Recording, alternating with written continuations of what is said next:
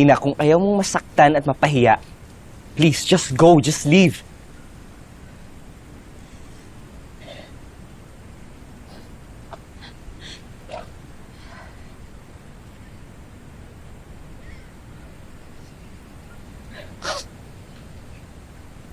Sige na.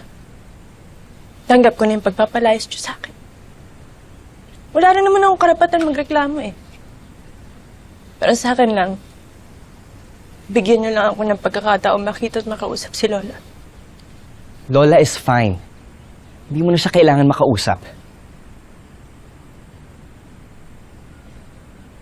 Tanggap ko naman na yung paniniwala niyo sa akin eh. Hindi ko na mababago yun.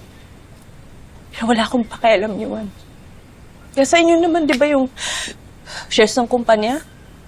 Nakuha niyo na yung gusto niyo. Kayo na ulit ng tagapagmana. And again, wala akong pakialam doon.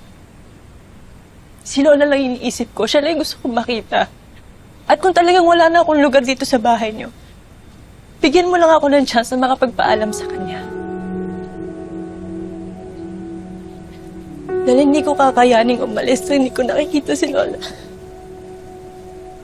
Hindi ko kayang iwanan siya ng ganito na lang, kaya please, nagmamakaawa ako sa'yo. Ina, hindi mo na madadala sa pagpapaawa mo. Look, I'm sorry, pero this time, hindi kita mapagbibigyan.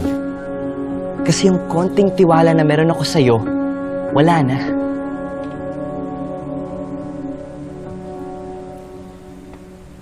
Sana tama yung mga desisyon niyo.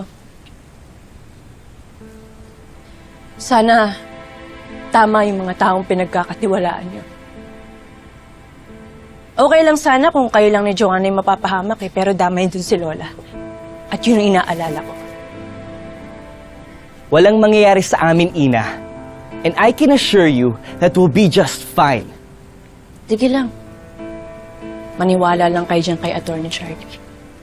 Para sabihin ko sa'yo, kung meron mang taong nagpabilog at nagpauto, hindi si Lola yun.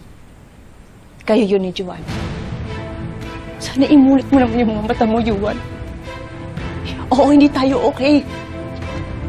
Pero sinusigurado ko sa'yo na hindi ako yung totoo niyong kalaban. Sana matuto ka na mo makiramdam. I'm trying to help you. I'm trying to save you. Dahil kung ligtas kayo, ligtas din si Lola. Yun ang importante, yung kaligtasan niya. Mamakaawa ko sa'yo yun. Makinig ka naman sa akin. Tigilan mo na ako, Ina. Look, hindi na ako maniniwala sa'yo.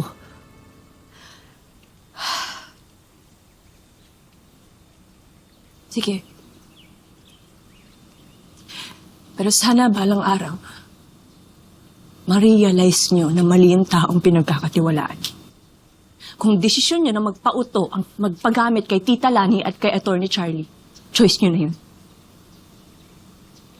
Pero sana ipangako mo sa akin na hindi nyo papabayaan si Lola. Umalis ka na, Ina. Just go. May request lang ako. Please, pakiyakap ako kay Lola na mahigpit. Pakisabi sa kanya na mahal ko siya.